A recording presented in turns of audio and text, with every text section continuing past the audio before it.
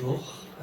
Voilà, donc je représente effectivement l'UNA, fédération qui regroupe des structures associatives donc œuvrant dans l'aide à domicile, le soin à domicile, mais aussi des établissements comme des EHPAD, des plateformes de répit, partage de repas. Donc pour commencer, je voulais d'abord finalement redéfinir c'est quoi les métiers du domicile. Parce que c'est vrai que dans l'imaginaire collectif, bien souvent encore, hélas, l'aide à domicile, c'est la femme de ménage, c'est l'aide ménagère. Au mieux, c'est une cousine ou une nièce qui vient aider comme ça. Sauf que là, aujourd'hui, dans les structures d'aide à domicile, 40% du temps passé sont du temps pour faire des actes essentiels de la vie. C'est quoi un acte essentiel de la vie? Boire, manger, aller aux toilettes, se laver. C'est des choses, c'est-à-dire que 50%, quasiment la moitié du temps des aides à domicile, aujourd'hui, sont sur des actes qui permettent simplement de vivre. On ne parle même pas de vivre en dignité, on parle juste d'actes qui permettent la vie. Et après, derrière, quand aussi vous allez plus loin, il y a aussi tout l'accompagnement social. C'est-à-dire qu'une aide à domicile, des fois, c'est la seule personne que l'on voit. C'est la personne aussi qui va stimuler. Effectivement, pour un public en situation de handicap, il y a aussi tout ce rôle de stimulation, mais pas que. Pour une personne âgée, avec toutes les maladies neurodégénératrices qui existent, si derrière elle ne parle à personne, si on ne la stimule pas, même si on ne lui fait pas plaisir, aussi le déclin est plus rapide. D'ailleurs, pour la petite anecdote, ces derniers mois, énormément de gens se sont plaints des confinements. Mais ces gens-là, ils ont juste vécu la vie d'une personne dépendante. C'est-à-dire que oui, on n'a vu personne. Oui, on était enfermé chez soi. Oui, il fallait faire un certificat de sortie pour sortir. Ben ça, c'est ce que fait une aide à domicile tous les jours. C'est les personnes attendent la venue pour au moins aller acheter le pain, au moins aller faire les courses. Ou là. Et donc c'est rigolo comme les gens, justement, ont trouvé cette situation terrible. Ces confinements, vraiment, ça a été difficile. Attendez-vous que dans 20, 30, 40 ans, vous allez y être tous les jours. Donc là, effectivement, c'est là où ça remet l'importance sur ces rôles du domicile qui sont des vrais métiers. Ça fait des années qu'on essaye de le vendre, que oui, il y a besoin de professionnels formés, que c'est pas juste, ça ne s'improvise pas être à domicile. Voilà, on peut être effectivement aidant familial, mais l'aide à domicile, c'est pas tout à fait ça. On l'a bien entendu là dans les témoignages, c'est-à-dire qu'il faut apprendre les techniques, le savoir-être pour justement faire ça comme un métier et non pas comme le parent, la nièce, la fille qui va venir aider son proche. Là, à l'instant T où je vous parle, par exemple en PACA, il y a 300 postes dans le domicile qui est à pourvoir.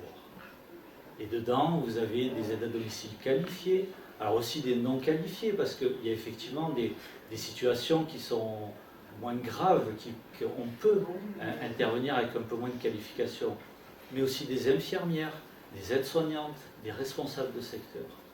Donc effectivement, il y a une alerte, un grand besoin de trouver ces professionnels, parce que, alors ça a été dit un peu, mais dans le domicile, dans un établissement, il manque une personne, des fois vous pouvez trouver même le directeur qui va venir aider. Au domicile, moi dans ma structure, j'ai 600 salariés et 2500 bénéficiaires. 2500, c'est 2500 établissements. Même si je le voulais, quand quelqu'un il manque, je ne peux pas aller faire 25 visites établissements. Donc quand il n'y a personne, il n'y a pas d'intervention. Ou alors on est obligé effectivement de prioriser les interventions.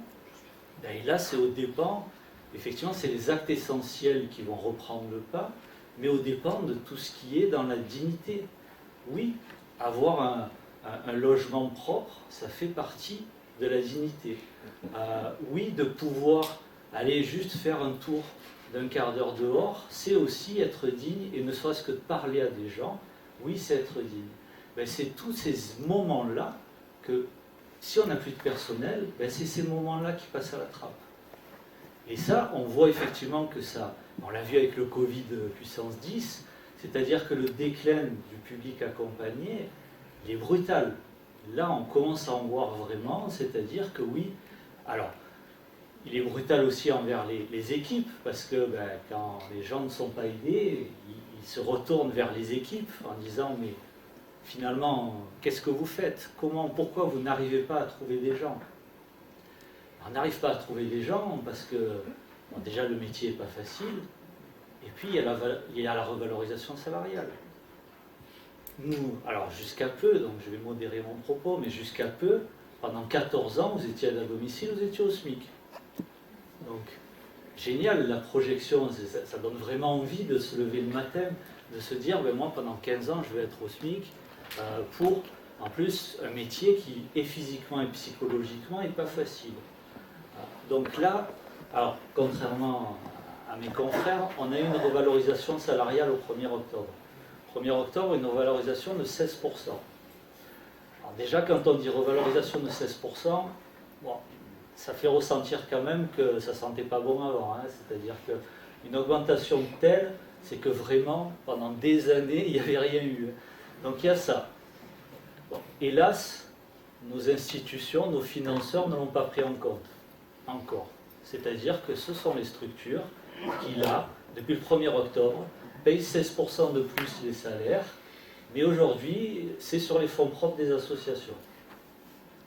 Si on prend l'exemple des Bouches-du-Rhône, on n'a même pas eu une réponse de quand et comment ça va être pris en compte. On nous a dit peut-être dans 3, 4, 5 mois. Donc, forcément, c'est aux dépens derrière du fonctionnement même de la structure. Alors, soit on a des fonds propres, mais je peux vous dire qu'on y fait attention parce qu'on ne sait pas jusqu'à quand, soit on n'en a pas. Et là, il y a encore justement des coupes qui vont devoir se faire, et c'est au détriment forcément de l'organisation de la structure. Et là, c'est pour ça que nous, on a eu la revalorisation salariale. Génial, on devrait être content, mais ça ne fait quand même pas venir les gens, parce que ce n'est pas que ça. C'est-à-dire que derrière, il faut aussi de l'intégration, de la formation, de l'organisation même RH. Aujourd'hui, dans les structures d'aide à domicile, vous avez une responsable de secteur pour 50 salariés. Vous avez un cadre membre de la direction pour 300 à 400 salariés. Mais dans quel secteur il existe des choses comme ça? Donc derrière, c'est vrai qu'on réclame encore, alors on a souvent taxé de pleurnicheurs, de dire mais vous n'êtes jamais content, vous faites l'aumône, limite. Mais là au contraire, pendant cette période de Covid, les institutions, les financeurs devraient réfléchir autrement. On voit que l'hôpital souffre, on voit que la santé souffre en ce moment. Mais il y a un moyen d'investir aussi. Alors il faut investir dans les hôpitaux, hein, ça il n'y a pas de débat. Mais derrière l'aide à domicile aussi, fait de la prévention, empêche les hospitalisations, repousse les institutionnalisations. On a effectivement entendu des exemples de gens qui doivent être en institution, mais pour ceux qui peuvent sortir des institutions, ça passe forcément par le domicile, mais pas par des gens qui sont au SMIC et qui vont venir 2 heures de temps en temps, organisés par une responsable de secteur qui a 50 salariés à s'occuper. Ça ne peut pas. Donc il y a effectivement tout un investissement à faire, et justement, je parle d'investissement, mais quand on dit si grâce à l'aide à domicile, on met 1 euro et que ça permet de faire économiser 10 euros à la santé, moi, ce n'est pas une dépense, c'est un investissement. Et ça, il va falloir qu'effectivement les gens l'entendent, le grand public aussi, parce que l'aide à domicile, des fois, a une mauvaise image vis-à-vis du grand public ou tout ça. Il faut qu'on arrive à changer tout ça.